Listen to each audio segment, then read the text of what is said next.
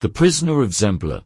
So the king fell into a furious rage, so that none durst go near him for fear. And he gave out that since the Princess Ostler had disobeyed him, there would be a great tourney, and to the knight who should prove himself of the greatest valor he would give the hand of the princess.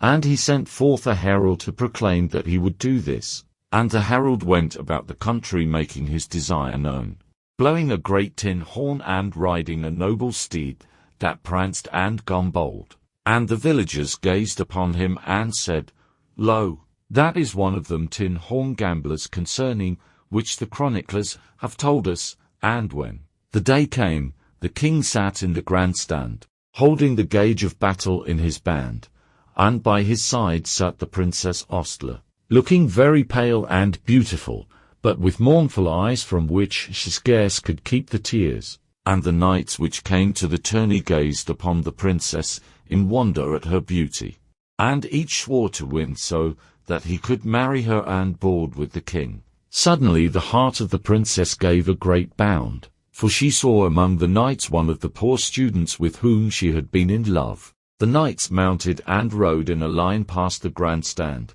and the king stopped the poor student, who had the worst horse and the poorest caparisons of any of the knights, and said, Sir Knight, prithee tell me of what that marvellous shaky and rusty-looking armour of thine is made. Oh, kin, said the young knight, seeing that we are about to engage in a big fight, I would call it scrap iron, wouldn't you, odds bodkins, said the king. The youth hath a pretty wit.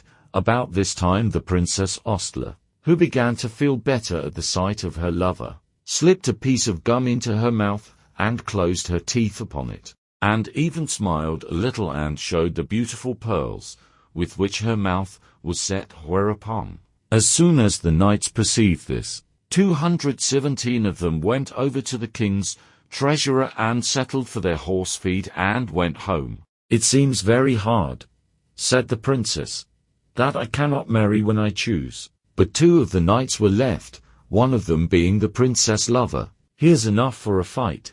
Anyhow, said the king, come hither, O knights. Will ye joust for the hand of this fair lady? We joust will, said the knights. The 2 knights fought for 2 hours, and at length the princess lover prevailed and stretched the other upon the ground. The victorious knight made his horse caracole before the king, and bowed low in his saddle. On the Princess Ostler's cheeks was a rosy flush. In her eyes the light of excitement vied with the soft glow of love. Her lips were parted, her lovely hair unbound, and she grasped the arms of her chair and leaned forward, with heaving bosom and happy smile, to hear the words of her lover.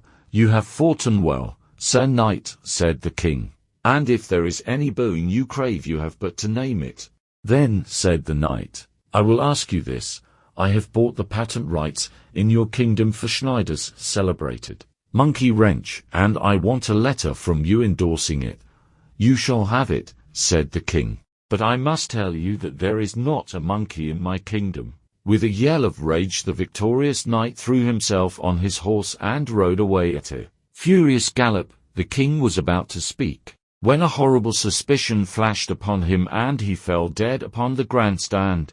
My God, he cried, he has forgotten to take the princess with him. This story is presented by Speak Out Learning English. Thank you for watching.